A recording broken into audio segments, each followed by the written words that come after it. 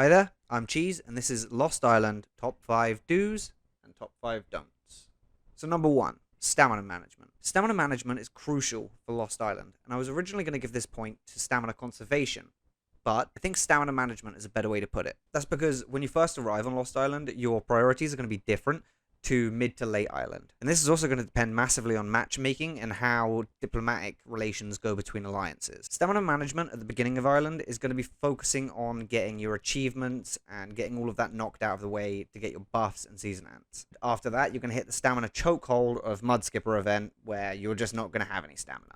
But it is important to do the Mud Skipper event because it does give you those boosts that you need to increase your power. After this, you're probably going to be wanting to focus on conserving some stamina to upgrade nodes and get more season ants, increase honor, stuff like that. And you're not going to be wanting to do quite as many wasps. And then as you get into the late game, you're going to be focusing most of your stamina on PvP and getting that Tree of Abundance sealed down or getting as close to it as you can. It can be kind of challenging to balance these two polar opposites of doing the PvE stuff and the PvP stuff. So stamina management is going to be number 1.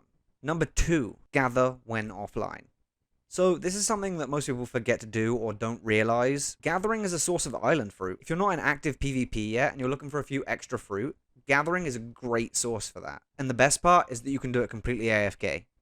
Number 3, collecting season ants in batches. Collecting season ants in batches and using an epic raspberry is a great source for SVS points, especially for later island when SVS gets put on the back burner. Number 4, save resin for build day. This is an obvious one, but people usually dismiss it and try for those early gains to be able to hit the higher nodes sooner. Realistically, getting a few extra 100 season ants early isn't going to make the world of difference over the course of the 45 days. Save your resin for build day, because getting those extra creature remains are going to get you closer to that magical T10. Number 5, be tolerant. Here's kind of a curveball for you, and it's not really about gameplay. And I'm sure it's something that we've all experienced at this point.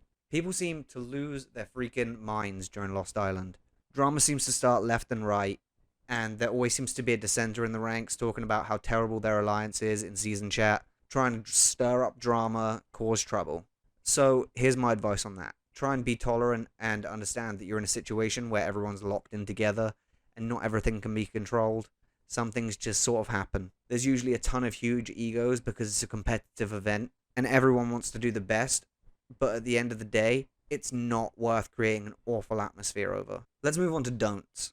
Number 1, don't go offline next to Pangolin. Here's a big pet peeve for me, is when people will be doing Pangolin and they'll go offline right next to it.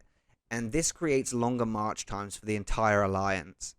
Especially during rallies when you're waiting for people to get to you and then get to the Pangolin. It's such a nightmare to deal with. Especially when you've been playing this game for over a year and you don't want to be spending, 2 hours doing the simple things. It's unnecessary, it's easy to avoid. Don't go offline next to Pangolin. And teleports are free in your home zone, so there's no excuse for it. Number 2, don't go offline in an active PvP area, even if you're shielded.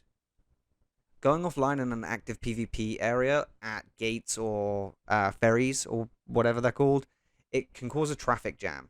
The march times to the gates and stuff, wanders and everything, they are already extortionately long. So don't go offline near them. Just port back to your home zone and then port back. Teleports aren't that expensive.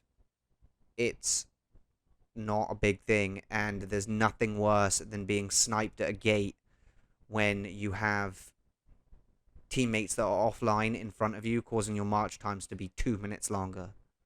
Number 3, don't waste teleports. See, this kind of talks against what I just said, but that's not what I'm aiming at. Here's a lesson I learned the hard way. Teleports in your home zone are free, but teleports anywhere else aren't. During my first Lost Island, I teleported out of my home zone and was, bit bopping around all over the map, not realizing that the 70 teleports that I had just bought with diamonds are now gone.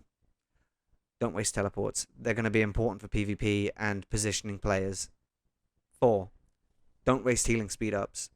If you have a large batch of injured troops, you can use the Alliance speed ups, especially if you're not in active PvP, and you can heal in batches, and it won't cost you any speed ups. It might be a little longer and a little more tedious, but it's worth it in the end. Number 5, don't burn out. This is a huge problem with Lost Island, and there's lots of reasons for it, but there are some things that you can do to help negate those issues. People tend to become overly mentally involved because it's a competitive event, and it's important to step back and take a break.